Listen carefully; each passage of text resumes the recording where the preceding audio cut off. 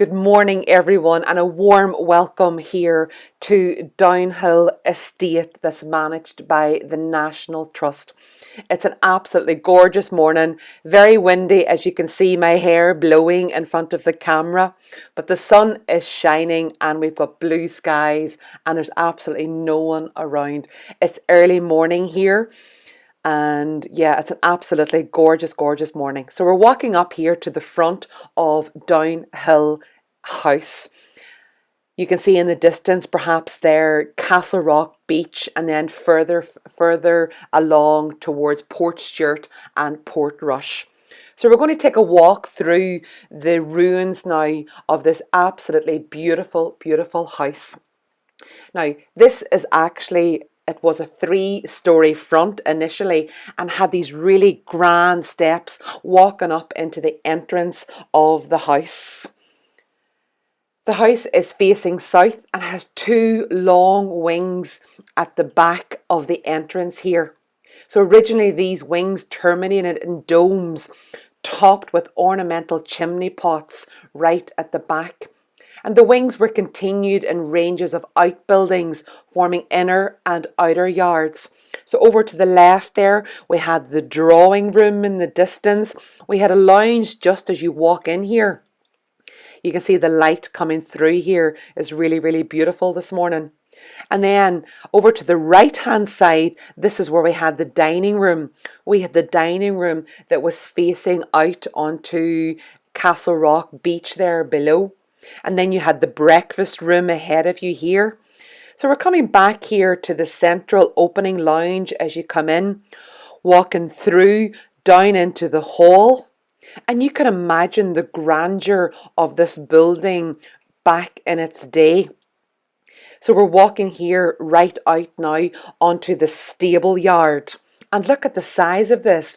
Look at the size of this stable yard. Along the left hand side, we would have had the gallery. And the gallery was massive, going the whole way down the left wing. So just walking through here now and just enjoying these beautiful surroundings as we walk down towards where the stables were, where they kept the horses.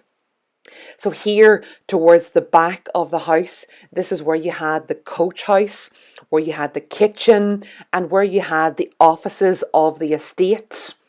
So a lot of the administration would have been here towards the back of the house, away from that frontal lounge, dining room, drawing room area. So as we keep on walking here through the stable yard, you'll start to get a glimpse now of the back gate of the building.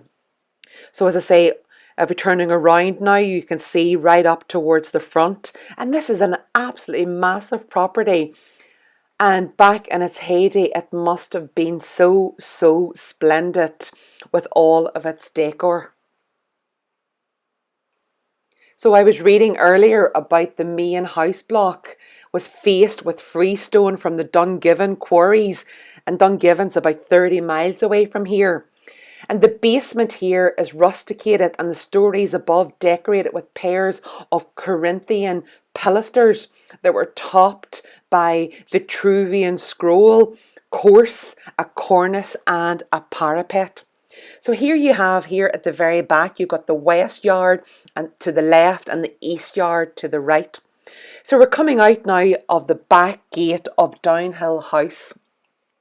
And right down now you can see in the distance Mussendom Temple, and then the grounds of this amazing estate beginning to open up. So unfortunately, in walking through the house there, the interior shows little of its original character. But I was reading that the house was entirely gutted by a fire back in May 1851, and the library was completely destroyed, and more than 20 pieces of sculpture were ruined, but most of the paintings were actually rescued. But they say that a painting called the Raphael and the Boar Hunt were reported as destroyed. Now, this house and this land belonged to Frederick Hervey, who was known as the Earl bishop from his twin titles of Earl of Bristol and Bishop of Derry. So he personally chose this scenic site to build this country house and this beautiful temple here that we're walking towards now.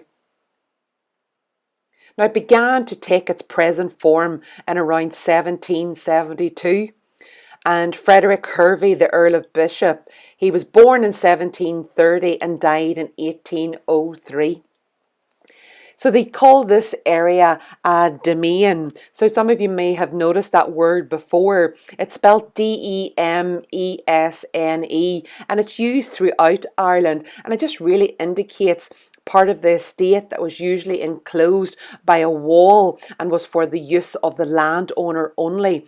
So you'll see that there's a wall the whole way around this estate, right from down, overlooking the sea, back towards the front gates there at Lions Gate. So if you're interested in finding out a little bit more about Frederick Hervey, you can, or the Earl Bishop, you can have a look up online. It's believed that the family history is a bit colourful and lots of gossip and scandal there as well. So why don't you have a look online and have a little read more about that. So we're just walking here now towards the absolutely beautiful Mussenden Temple. It's located here in these beautiful, beautiful coastal surroundings. And as we walk down towards the temple, you'll start to get the full view and the full impact coming into sight.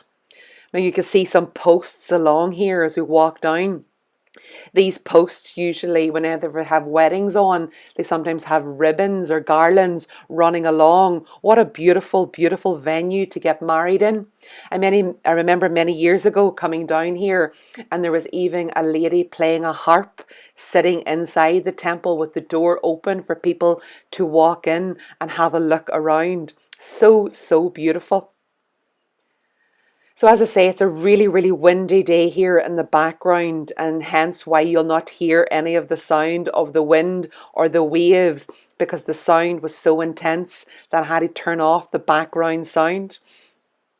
But if you ever get the chance to come walking down here, it is really something really spectacular. And I've been walking down here since I was a young child. My parents used to bring me here from Greysteel whenever we were younger for picnics. Now the estate, as I said, is managed by the National Trust, and they do a wonderful, wonderful job. So I've noticed that the National Trust, they take a break over the winter, and they've recently just returned, and you can see already that the landscaping, the cutting of the grass, the preparing for all the tourists of the summer is already happening. So the temple here in front of us, would you believe it, it's perched on a cliff 120 foot high.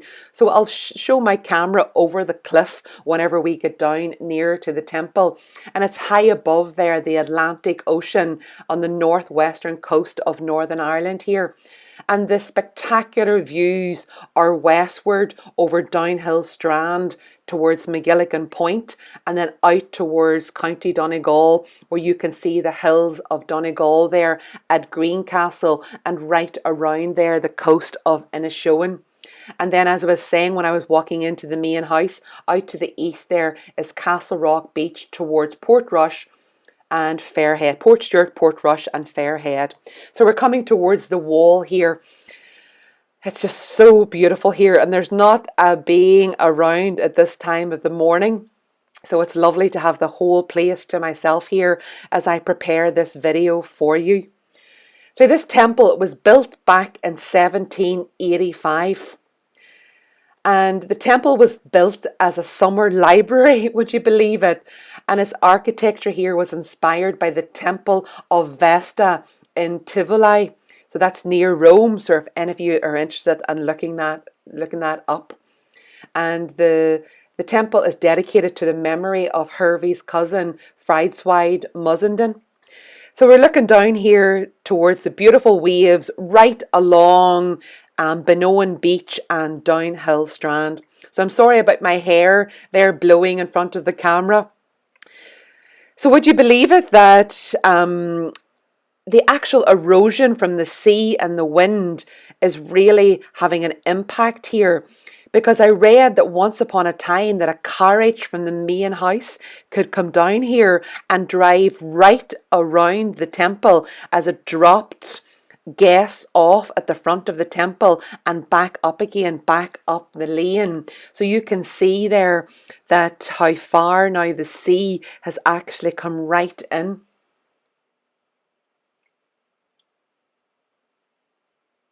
So they say that this temple and these surrounding areas are among the most photographed scenes in Ireland. I think maybe it comes a second or a third to the Giant's Causeway. But you can see yourself on this gorgeous, gorgeous spring morning how beautiful this place is. It is so stunning. The landscape, the positioning, the waves, the Atlantic, the Donegal Hills, down towards the beaches. It's something really, really impressive. Now you can see a blue cord here that the National Trust have put up at the moment, because I guess over the winter with all of the tourists and people walking around this area, it's had an impact on the grass. So they've put up this blue cord to try and allow the new grass to grow here now over the spring for the tourism figures over the summer months that go really, really high. So in the summer months, there's lots and lots of people who come here, and it's a great day out for all of the family. So pack a picnic and come and make a day of it. So we're walking here down now to the other side, to the east side of the temple, and we'll just take a look at the view backwards towards, like say, Downhill Strand and Benoan Beach, McGilligan Point and all in the distance. So if you could hear the wind here today, you would not hear my voice at all, because the wind is so, so strong. Even keeping the camera steady here is actually proving quite a challenge. So you can see some birds there below us. You can see the waves crashing up against the shore and some of the rocks there down below on Downhill Strand.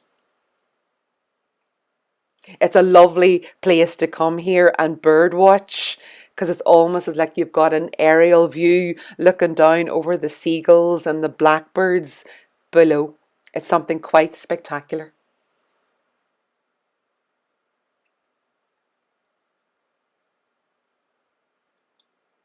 So we'll walk on further down now, following the path eastwards in the direction of Castle Rock.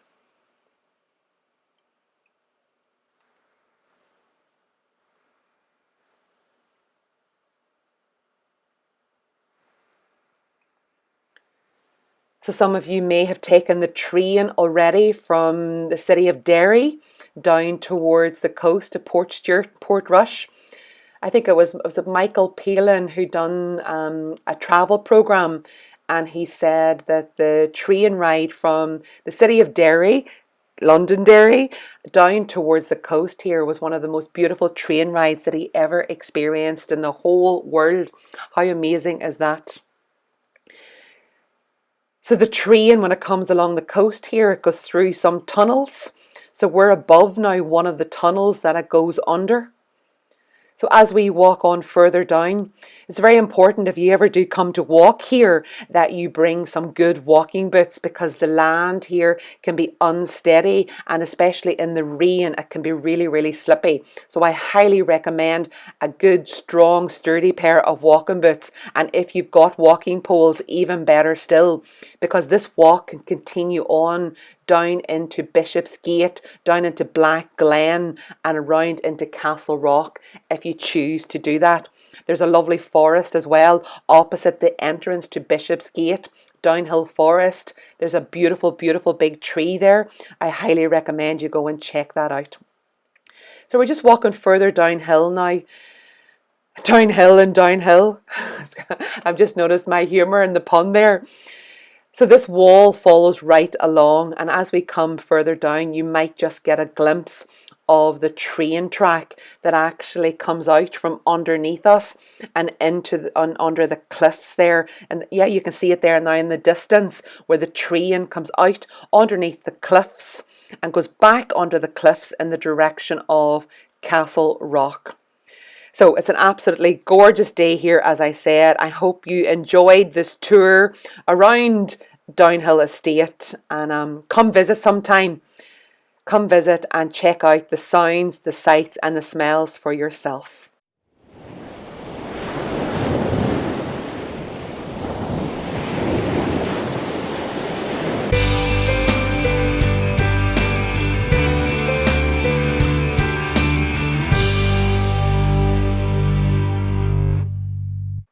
So hello again everyone. So I thought some of you might enjoy now taking a walk back through the house with just the sound of the ocean waves crashing below that wall there, down overlooking Downhill Strand.